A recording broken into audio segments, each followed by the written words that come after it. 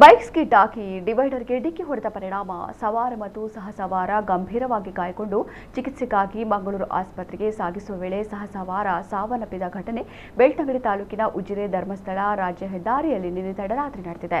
ಬೆಳ್ತಂಗಡಿ ತಾಲೂಕಿನ ಲಾಯಿಲಾ ಗ್ರಾಮದ ಅಮ್ಮನಂಗಡಿ ನಿವಾಸಿ 19 ವರ್ಷದ ನಿತೇಶ್ ಸಾವನ್ನಪ್ಪಿದ ಯುವಕ. ಸಹಸವಾರ ಪುತ್ತೂರು ನಿವಾಸಿ 20 ವರ್ಷದ ಲಿಖಿತ್ ಗಂಭೀರವಾಗಿ ಗಾಯಗೊಂಡ ಗಾಯಾಳು. ಈತ ಉಜಿರೆ ಖಾಸಗಿ ಆಸ್ಪತ್ರೆಯಲ್ಲಿ ಚಿಕಿತ್ಸೆ ಪಡೆಯುತ್ತಿದ್ದಾನೆ. ಇವರಿಬ್ಬರು ಉಜಿರೆಯ ಖಾಸಗಿ ಕಾಲೇಜಿನಲ್ಲಿ ಓದುತ್ತಿದ್ದ ವಿದ್ಯಾರ್ಥಿಗಳು ಎನ್ನಲಾಗಿದೆ.